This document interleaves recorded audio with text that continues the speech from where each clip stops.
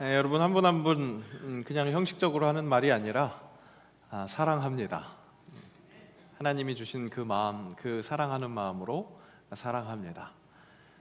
오늘 예배를 통해서 하나님이 바로 당신에게 그렇게 말씀하십니다.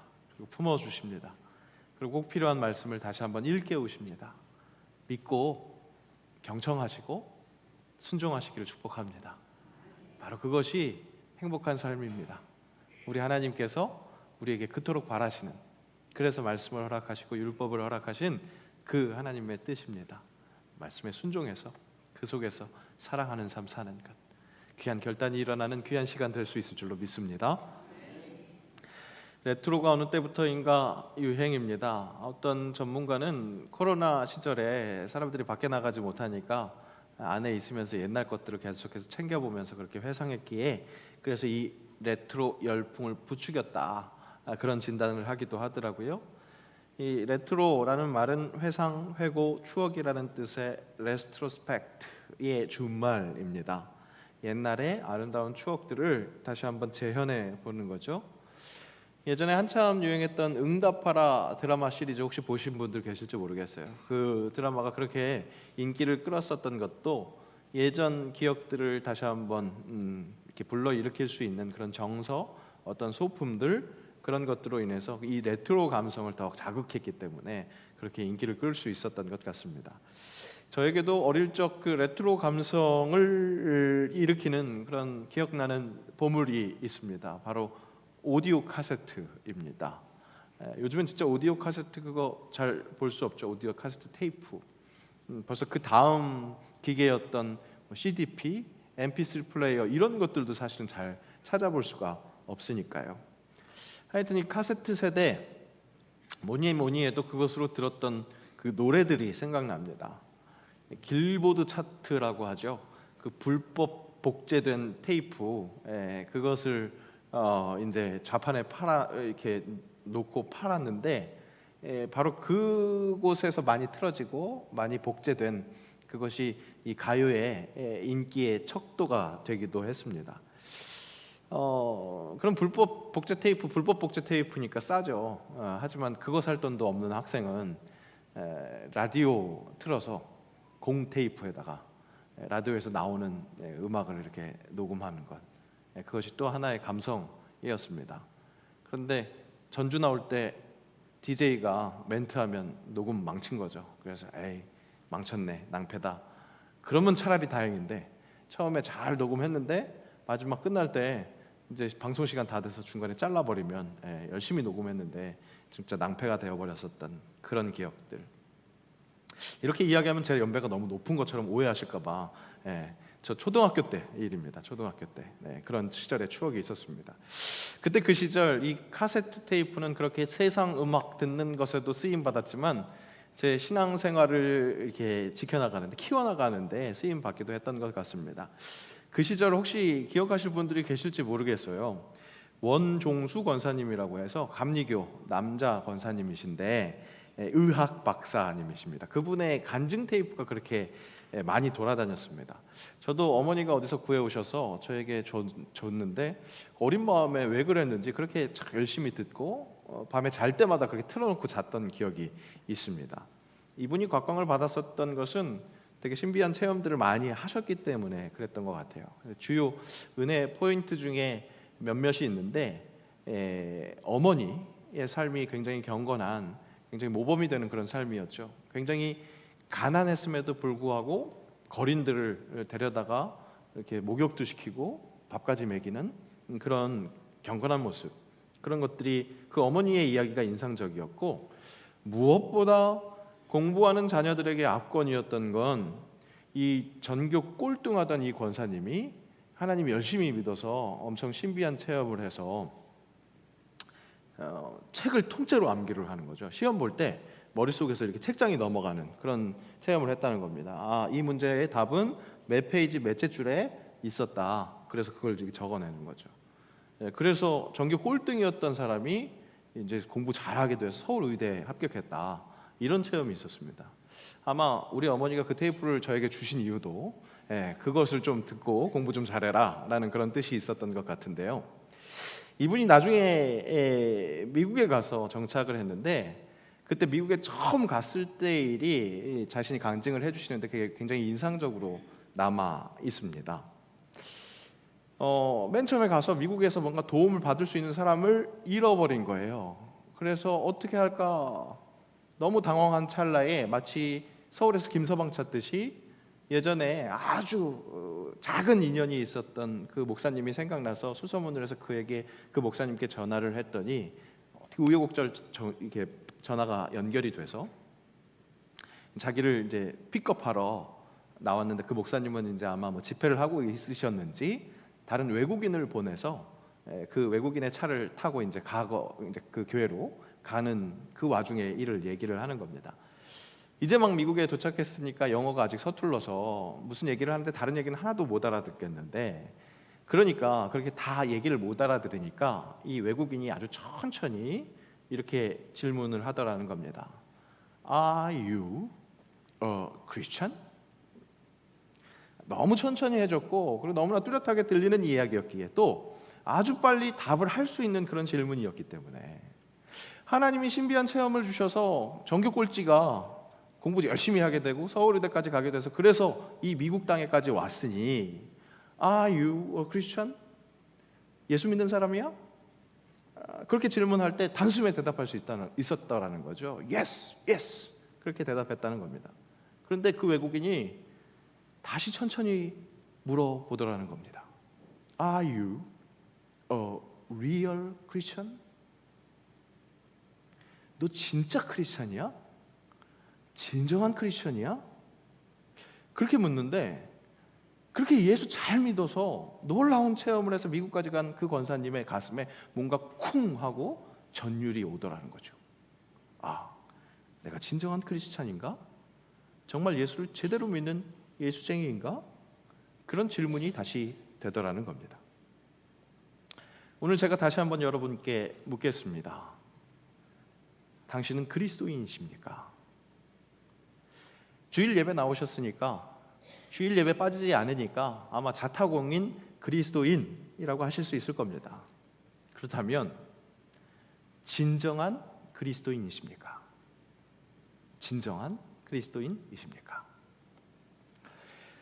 반나눔을 하면서 제가 순회 모임을 하면서 여러분들 직접 만나는 것도 저에게 기쁨이 있고 은혜가 있고 감사가 있습니다. 근데 그와 더불어 여러분들끼리 만나고 나서 반장님들이 마치 일기 쓰듯이 써주시는 그 반 모임 보고서를 보면서도 저는 여러분들의 모임을 엿보고 그 속에서 기뻐하고 감사하고 기도를 하고 있습니다. 지난주에 깨트림, 하나님께서 깨트리심, 그것을 함께 묵상하면서 교회를 그렇게 오래 다녔어도 하나님에 대해서 잘 모른다, 꼭 그런 귀한 고백을 하신 분들이 계시더라고요.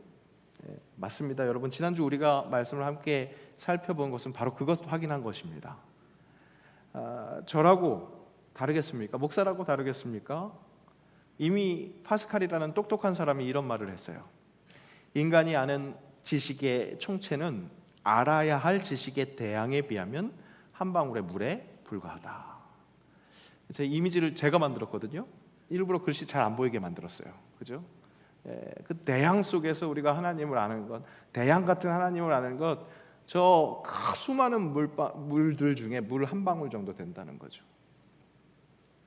광대하신 하나님의 극히 일부분, 그 일부분이라고 표현하기에도 민망할 정도 대양과 같은 그 큰 바다에 한 방울 정도 아는 것이 우리가 하나님을 아는 그런 지식이라고 할 수 있겠습니다. 내가 그리스도인이다, 진정한 그리스도인이다 라고 말하기 참 부끄럽고 민망한 것, 나만의 이야기가 아니라 우리 모두의 이야기입니다. 오늘날 내 삶의 자리에서 I'm a Christian, 나는 그리스도인입니다 라는 선포가 있습니까?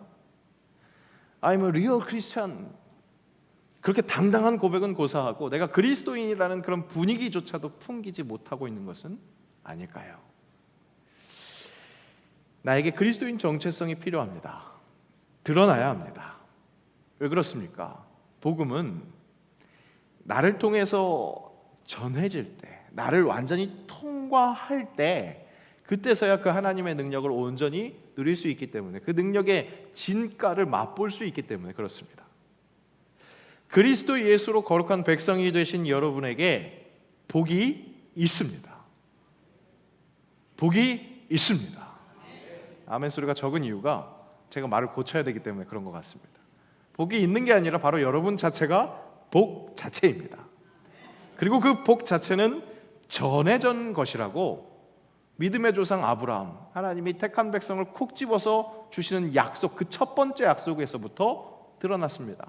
내가 너로 큰 민족을 이루고 내게 복을 주어 내 이름을 창대하게 하리니 너는 복이 될지라, 복의 근원이다, 그렇게 선포하시고 그 약속 뒤에 그 복이 어떻게 되는지까지 설명해 주셨습니다. 3절 말씀 함께 읽겠습니다. 너를 축복하는 자에게는 내가 복을 내리고 너를 저주하는 자에게는 내가 저주하리니 땅의 모든 족속이 너로 말미암아 복을 얻을 것이라 하신지라. 내가 그리스도로 인한 복을 누리는 것, 그것을 드러내므로 전해줘야 하는 것, 그것이 우리의 사명입니다. 복이 그때 제대로 나부터 느껴지고 제대로 전달되게 되는 겁니다. 그렇다면 그리스도인이 갖추어야 할 거룩함, 구별됨, 확실히 그리스도인들의 남다름, 이것을 우리가 사모해야겠습니다. 오늘 본문은 그리스도 공동체가 비로소 그리스도인이라고 불렸었던 그런 역사적인 장면입니다. 사도행전 11장, 이 안디옥 교회에 있었던 그리스도의 무리들 이전에도 분명히 예수 믿는 이들, 예수를 따르는 이들이 있었습니다. 그들도 분명히 거룩했습니다. 분명히 다른 점이 있었습니다. 우리는 지금까지 살펴본 초대교회의 모습을 보면서 그것을 확인했습니다. 그들의 모습이 일반 백성들이 보기에도, 그러니까 공동체 안에 있는 사람들 말고 밖에서 보더라도 좋아 보였기 때문에 칭송했다, 칭송을 받았다라는 기사를 우리가 확인했습니다. 분명히 좋아 보였기 때문에, 사람들에게 귀감이 됐기 때문에 칭송까지 받을 수 있었겠죠. 무슨 모습이 그렇게 칭송받을 만한 했느냐? 가난한 자, 궁핍한 자, 그들의 공동체 안에 그렇게 불쌍한 사람들 방치하지 않고 서로를 도우면서 살아가는 모습, 그것이 그들의 예배였습니다. 하나님을 찬미하는 모습이 그렇게 실생활에서, 일상생활에서 서로를 도와가면서 사랑하는 모습으로 드러났습니다. 그런데 그때까지는 세상 사람들이, 그러니까 공동체 밖에 타 문화권 사람들이 이 예수의 무리를 향해서 그리스도인이라는 호칭을 따로 할 필요가 없었습니다. 왜냐? 그런 모습, 약자를 사랑하고 챙겨주는 공동체 안에서 그런 모습을 보여주신 것은 이미 유대인들의 모습에서도 그다지 많이 다르지 않게 나타났었기 때문입니다. 맞습니다. 실은 예수의 이름으로 모여서 그렇게 서로 사랑하는 모습, 겉으로 드러나는 모습은 구약의 율법을 열심히 따르는 유대인들에게도 별반 다르지 않게 나타나고 있었습니다. 율법에서도 과부, 고아, 객, 사회적 약자를 품어라 하는 그런 말씀이 있었기 때문에 그것을 지키고 있는 자들, 그런 자들은 율법을 지키는 그런 거룩한 자들이라면 예수님의 말씀과도 별로 상치되지 않는 그런 모습을 할 수 있었습니다. 그러니까 타문화권 사람들이 볼 때 예수의 이름으로 모이는 그 사람들도 유대인들과 별 차이가 없는 겁니다. 그저 유대인들 안에 또 하나의 그룹, 그 정도로 보이는 겁니다. 실제 예수의 이름으로 모인 사람들이 주로 유대인들이었습니다. 이방인들이 거의 없었던 거죠. 그랬기 때문에 그리스도인이라는 말 자체가 따로 필요 없었던 겁니다. 그런데 안디옥에 모여있는 예수를 따르는 이들은 그 전에 볼 수 없었던 거룩함, 구별됨이 있었습니다. 그것은 다름 아니라 유대인들만의 모임이 아니라 유대인과 이방인들이 뒤섞여 있는, 유대인들은 원래 이방인들과 함께 하지 않는데 그렇게 뒤섞여 있는 새로운 모습, 구별된 모습, 확실히 다른 모습이 나타난 겁니다. 그 전까지 유대인들에게는 다양성이 없었습니다. 다양성은 고사하고 폐쇄성이 아주 뚜렷했습니다. 성전에 이방인의 뜰이 있었습니다. 있기는 있었지만 그것은 그저 변두리에 제한된 것이었을 뿐 결코 유대 사회 안에, 유대교 안에 그 중심에 들어가서 함께 어울릴 수는 없었습니다. 아브라함에게 허락된 그 복을 이스라엘만의 복으로 여기면서 배타성을 뚜렷하게 유지하고 있었던 이들, 예수의 이름으로 모인 다시 뭔가 변화된 것 같은 그 유대인 그리스도인들도 그 배타성, 그것은 지워지지 않고 있었습니다. 유지되고 있었습니다. 사도행전을 열심히 읽어나가고 있는 여러분들이 이 대목에서 사실은 질문이 나와야 합니다. 스데반의 순교로 인해서 교회가 뿔뿔이 흩어졌다 했죠. 위기가 찾아왔습니다. 그래서 이스라엘을 떠났는데 그 위기를 기회 삼아서 복음이 전파됐다. 각 지류로 그렇게 지류가 흐르는 것처럼 복음이 전파됐다. 우리는 그것을 확인했습니다. 그렇다면 이미 유대인들의 폐쇄성은 그 뚝은 무너진 것 아닌가요? 그렇게 질문이 나올 법하지요. 그런데 그 각지로 퍼져나간 복음이 그러니까 그 사방으로 이스라엘뿐만 아니라 여러 곳으로 퍼져나갔는데 퍼져나간 그 곳에서 유대인들에게만 전파가 됐던 겁니다. 그 현실을 오늘 말씀 19절은 다시 한번 확인시켜주고 있습니다. 함께 읽겠습니다. 그때에 스데반의 일로 일어난 환난으로 말미암아 흩어진 자들이 베니게와 구브로와 안디오까지 이르러 유대인에게만 말씀을 전하는데, 그렇게 말씀하고 있죠. 아직까지 복음이 유대인들 상대로 한정되어서 전해지고 있었습니다. 물론 그 무너지지 않을 것 같은 뚝에서 조금씩 균열이 일어나고 있었습니다. 그 균열을 우리가 확인했죠. 빌립이 사마리아로 가서 복음을 전파하고 또 가사로 가는 길에 이디오피아 내신을 만나서 그에게 복음을 전했었던 것, 그런 균열이 있었습니다.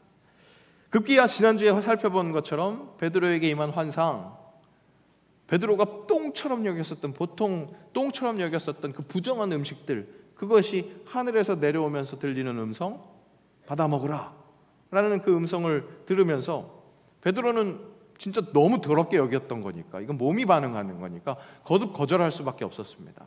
하지만 그것이 3번 연속해서 드러나니까 결국에는 순종해서 이 베드로가 하나님의 말씀에 순종해가지고 가이사라로 가서 이 고넬료 로마 부대의 백부장 이방인에게 가서 이방인을 만지고 세례를 주고 그렇게 복음을 전한 것, 이게 복음 전파를 가로막고 있던 그 유대인들의 뚝에 아주 큰 구멍이 난 거나 다름없었습니다. 그리고 오늘 11장 1절에서 18절까지는 베드로가 그 유대 그리스도인들에게 그 가이사라에서 이 고넬료의 집에서 어떤 일이 왜 일어날 수밖에 없었는지 그 자초지정을 설명하고 있습니다. 유대 출신 그리스도인들이 처음에는 베드로에게 큰 질책을 했어요. 어떻게 이방인들과 함께 상종할 수 있냐고 그렇게 비난을 했습니다. 그런데 베드로의 상세한 보고로 이들이 변화되는 모습을 볼 수 있습니다. 18절에 함께 읽겠습니다. 그들이 이 말을 듣고 잠잠하여 하나님께 영광을 돌려 이르되 그러면 하나님께서 이방인에게도 생명 얻는 회개를 주셨도다 하니라. 유대인들에게만 허락되는 복음이라고 생각했는데 베드로의 아주 그 진심 어린 그 보고를 듣고 나니까, 또 베드로가 그렇게 진심 어리게 얘기할 때 성령께서 함께 교통하고 나니까 소통이 되는 겁니다. 하나님의 뜻이 이제 이방인에게도 이 회개의 은혜를 전하게 하시는구나, 그것을 알게 하는 겁니다. 여러분, 그렇습니다. 진심이 중요해요. 진심이 있을 때 성령이 함께 하시고 그 성령이 함께 하실 때 성령의 교통하심으로 소통이 될 수 있다는 겁니다. 뜻이 함께 공감이 될 수 있게 된다는 거죠. 그렇게 견고한 진일 것 같은 유대인끼리만의 벽이 무너집니다. 그리고 이제 안디옥에서 본격적으로, 안디옥은 예루살렘 여기 있으면 이쪽 북쪽에 있거든요. 그리고 이 지중해 이 연안으로 이제 열심히 복음이 선포될 수 있는 그런 새로운 본부가 되는 겁니다. 그 이방인에게 전파되는 그 복음의 물결이 얼마나 거셌는지 맨 처음에 출발하게 된 이 유대인 중심의 예루살렘 교회에 안디옥에 그 소식이 전해집니다. 그 소식을 전해들은 예루살렘 교회가 이제 안디옥의 그 이방인 복음 전파가 어떻게 이루어지고 있는지 한번 확인하고 또 그 일을 어떻게 도울 수 있을지 싶어서 바나바를 파송합니다. 그곳에 바나바가 도착했는데 우리 교회도 탐냈으면 하는 그런 모습을 바나바가 목격하게 됩니다. 23절 말씀 함께 읽습니다. 그가 이르러 하나님의 은혜를 보고 기뻐하여 모든 사람에게 굳건한 마음으로 주와 함께 머물러 있으라 권하니. 안디옥 교회에 도착한 바나바가 무엇을 봤다고요? 하나님의 은혜를 봤다고요. 하나님의 은혜. 예루살렘 교회가 사람을 보내서, 그러니까 선교사를 정식으로 파송하기 전에 이미 안디옥에 이방인 선교가 열심히 이루어졌는데 열심히 이루어져서 모여있는 그 모습을 보니까 하나님의 은혜가 보이더라는 겁니다. 그렇습니다, 여러분. 하나님은 복음이 전해져야 하는 그곳에 사람보다, 교회보다 먼저 가십니다. 전도하러 우리가 가는 것 같습니까? 아닙니다. 선교하러 우리가 먼저 가는 것 같습니다. 여러분 혹시 해외 선교 경험해 보신 분들 계세요? 그 먼 타국 땅 가서 딱 보면 가서 처음 보는 게 무엇인지 아십니까? 아, 하나님이 여기 와 계시구나. 이곳에서 나를 부르셨구나. 그것을 경험하게 됩니다. 먼저 와 계셔서 우리를 부르신 그 하나님, 그것을 발견할 수 있다는 거죠. 그러니까 실은 전도하는 것, 선교하는 것, 가면 은혜를 목격합니다. 이미 와서 선행하셔서 나를 부르신 하나님을 볼 수 있기 때문에. 유명 배우 차인표 씨 아실 겁니다. 그의 간증이 있습니다. 40년간 그리스도인이라는 이름으로 살았다고 합니다. 그런데 예수님의 음성 그렇게나 듣고 싶었는데 그런 체험이 없었다라는 거죠. 얼마나 듣고 싶었으면 본인 표현대로 별짓을 다 했다고 합니다. 지저스라는 뮤지컬에도 4년 동안 출연했대요. 무료로. 이게 뭔가 출연료를 받지 않고 그렇게 하면 예수님 만날 수 있을 것 같아서, 예수님 말씀하시는 거 들을 수 있을 것 같아서 예수님 역할로 출연했다는 겁니다. 그런데 그렇게나 사모하던 예수님 음성 듣지 못하던 그가 어느 날 자신의 의지가 아닌 그 아내가 시네라 씨죠. 시네라 씨가 가야 하는 선교 여행이 있었는데 그 아내가 못 가서 대신 가는 그런 일정이 있었다고 합니다. 인도로 갔는데 날씨는 덥고 모기는 달려들고 자리는 불편하고 온갖 힘들기만 하더래요. 그런데 그 인솔하시는 목사님이 곧 만나게 될 아이들이 세계에서 가장 가난한 아이들이라고, 그 아이들을 만나면 꼭 안아주시고 넌 사랑받기 위해서 태어난 사람이야, 그런 말 해주세요, 그렇게 부탁하셨다는 겁니다. 그래서 만나게 된 한 아이 앞에서의 경험, 차인표 씨는 이렇게 간증을 합니다. 위로해주고자 하는 마음으로 7살쯤 되는 아이의 손을 만지게 되었다. 그 순간 한 번도 보지 못하고 듣지 못했던 예수님이 내 마음에 말씀하시는 것을 들었다. 임표야, 정말 수고 많았다. 내가 너를 오랫동안 기다렸다. 얼마나 외롭고 힘들었니? 내가 이제 너를 위로해 줄게. 내가 너를 사랑한단다. 너도 사랑받기 위해 세상에 태어났단다. 예수님을 그렇게 갈망했었던 이 차인표 씨가 결국 예수님의 음성을 들을 수 있었던 그 자리는 복음이 필요한 자리, 위로가 필요한 자리, 그래서 내가 위로하고 내가 복음을 전하려고 했었던 그 자리에서 오히려 내가 예수의 음성을 들을 수 있었다는 것. 복음의 이방인, 그들을 품는 자리에 성령님, 예수님 먼저 가 계십니다. 그리고 그 자리에서 우리를 부르십니다. 그리고 그곳에 찾아갔을 때 차인표 씨에게 허락하셨던 것처럼 그분의 음성을 들려주십니다. 오늘 바나바에게 허락하시는 것처럼 하나님의 은혜를 목격하게 하십니다. 그리고 그 은혜를 본 사람들을 사용하셔서 더 많은 사람들이 함께 하나님의 은혜를 목격할 수 있도록 그렇게 확장되는 역사를 이뤄나가십니다.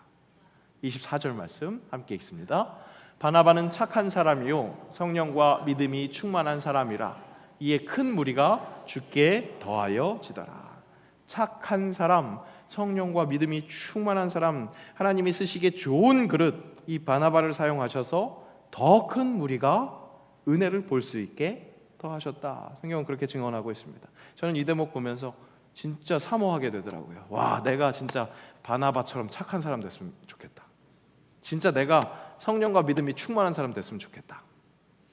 그런 사모함이 생겼습니다. 그래서 우리 새영광교회가 진짜 큰 무리가 되었으면 좋겠다. 몸땡이만 커져가지고 뚱땡이 되자는 얘기가 아니라 유대인들만 모아놓고 우리끼리 좋았더라, 그런 답답한 갇혀있는 사람 되자는 게 아니라 누구나 포용할 수 있는 그런 확장을 꿈꾸는 확 열려있는 우리 새영광교회 되었으면 좋겠다. 여러분, 바라바라는 리더만 있으면 될까요? 그렇게 착한 사람, 믿음과 성령이 충만한 사람, 그 사람만 있으면 될까요? 아니요. 동역자가 함께 해야 합니다. 여러분 기억하세요? 바나바는 사울의 동역자였어요. 사울이 그렇게나 교회를 핍박하고 다니다가 다메섹 도상에서 예수 그리스도를 만나서, 부활하신 예수 그리스도를 만나서 180도 바뀌어가지고 복음을 전하겠다고 나섰는데 제자들부터가 믿지를 못했죠. 바로 그때 바나바가 믿어줬잖아요. 사랑하는 마음으로 믿어주는 동역자가 됐잖아요. 이제 안디옥 교회를 목적했었던 바나바가 리더가 되어서 동역자가 필요하니까 사울을 찾게 됩니다. 하나님 복음의 동역자가 되도록 사울을 콜링하는 것을 볼 수 있어요. 오늘 말씀의 25절 26절에 그렇게 사울을 콜링합니다. 그리고 바나바와 사울이 둘이 함께 동역을 함으로 안디옥 교회에서 확장되어지는 그리스도의 무리들이 비로소 그리스도인이 됐다.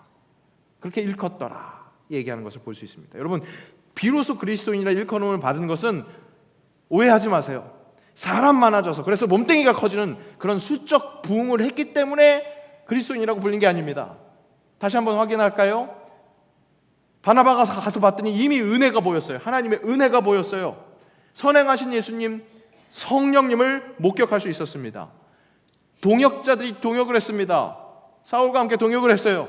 그리고 결정적으로 그 전까지는 볼 수 없었던 확장, 진정한 확장, 유대인끼리만이 아니라 그들만의 뚝이 무너졌을 때, 그런 거룩함, 그런 남다름, 그런 구별됨이 있을 때 비로소 그리스도인이라는 일컬음을 받았다는 것. 기억하세요? 구제하는 것, 돕는 것, 이거는 유대인들에게 이미 있었던 일입니다. 그 전까지는 그리스도인이라는 이름이 필요 없었습니다. 그런데 그리스도인이라는 이름이 필요했었던 것, 진짜 그리스도인의 남다름은 차별이 있는 것이 아니라, 구별이 있는 것이 아니라 예수 그리스도로 하나 되어서 뒤섞여 있는 모습, 사랑하는 모습, 다양성을 드러낼 수 있는 그 모습이 그리스도인이라는 모습입니다. Are you a real Christian? 진정한 그리스도인, 그 오리진을 회복하는 것, 그것은 하나님의 약속을 제대로 이해하는 겁니다. 하나님의 공의, 예수 그리스도가 선포한 복음의 참된 의미를 아는 겁니다. 그 복음의 참된 의미 뭐라고요? 복의 근원으로 삼아주신 나로 말미암아 모든 족속이 복을 얻는 것, 구별이나 차별이 있는 것이 아니라 그 누구나 주의 백성이 될 수 있는 그 복음 전파에 내가 쓰임받는 것, 그것이 비로소 그리스도인의 모습입니다. 여러분, 비로소 그리스도인 되지 않으시겠습니까? 그렇게 나부터 복을 누리며 나눌 때 누리는 그 복의 완성 한번 경험하지 않으시겠습니까? 그렇게 구별 없이 누구나 품을 수 있는 포용으로 날로 확장되는 그런 그리스도인이 리얼 크리스찬 된다는 것. 새 영광, 우리 그런 영광을 꿈꿉시다.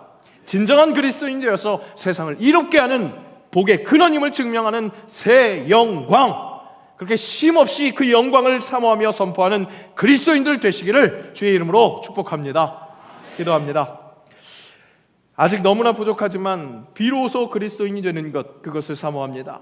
우리보다 선행하시는 성령 하나님을 목격하는 은혜가 있기를 원합니다. 그 속에서 결국 막힌 담을 허심으로 계속해서 확장하고 부흥하게 하시는 그 역사를 내 안에서부터 체험하게 하옵소서. 그 어떤 차별 없이 주의 백성으로 그 넓게 포용하는 하나님의 마음을 닮아서 복음을 선포하는 사람, 리얼 크리스찬 되도록 은혜의 은혜를 허락하여 주옵소서. 그 은혜를 나누어 선포하는 비로소 그리스도인 되게 하옵소서. 예수님의 이름으로 기도합니다. 아멘.